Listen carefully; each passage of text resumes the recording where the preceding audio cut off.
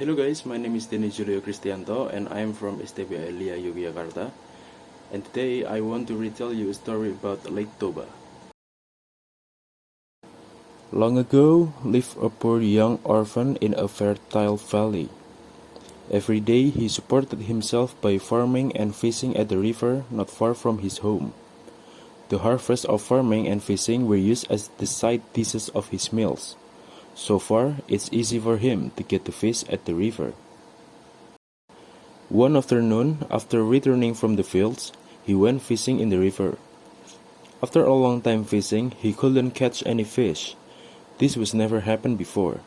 And then, he reeled in his bait and went home. Strangely, when the rod is pulled, a fish suddenly caught the bait. He was happy when he saw a very pretty goldfish hanging at bait. The young man rushed home to cook the fish. At the house, the man put the goldfish in a place and immediately prepared firewood for cooking. The firewood ran out and he immediately came out to fetch firewood in his backyard. After taking a few pieces of firewood, he returned to the kitchen to cook. The young man surprised when he found the carp had gone.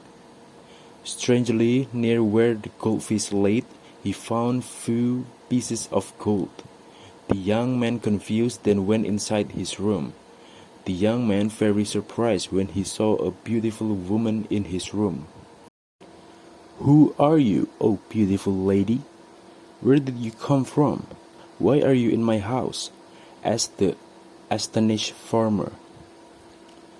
"I was your carp, and the gold coins on the table are the embodiment of my scales," replied the beautiful woman. "Will you be my wife, O beautiful lady?" asked the young man shyly.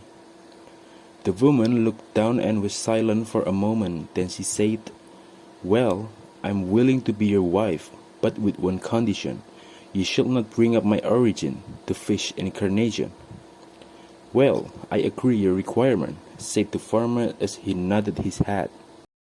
Soon they two were married. Time passes so quickly for this happy couple.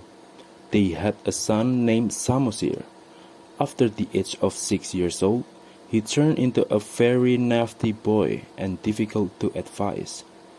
His mother often told him to deliver rice to his father in the fields, but Samosir always rejected. His mother was forced herself to deliver the rice for her husband at the field. One day, as usual, Samosir's mother told him to deliver the rice to the fields. At first, he did not want to do it, but because his mother kept insisted, he finally went to the fields to deliver the rice to his father. On the way to the field, Samosir was hungry and then ate the rice parcel until empty. Samosir left only the bones of fish and then wrapped it back. When he arrived in rice field, Samosir gave the parcel to his father. Because he's so hungry, Samosir's father directly to unwrap the rice. Knowing the package only contained the bones of fish, then the father scolding Samosir. "Samosir, what is this?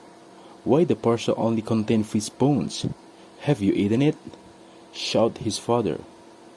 "Sorry, Dad. On my way here, I felt hungry, so I ate your meal," said Samosir with fear. The father was furious, then slapped his cheek, and said that his son was a fish child. "You are outrageous, son of fish!" Samosir cried because his father slapped and ran back into the house. Arriving home, Samosir asked her mother if he was a son of a fish. "Mom, is it true what my father said that I was his son of fish?" The mother was shocked to hear his question. She tearfully hugged Samosir and said that his father had broken his oath. "Your father broke his oath by telling the origin of your mother. Now I must return to my origin." At that moment, the sky became dark. Lightning followed by heavy rain. Samosir and her mother disappeared without any trace, while at the former place they transported heavy water.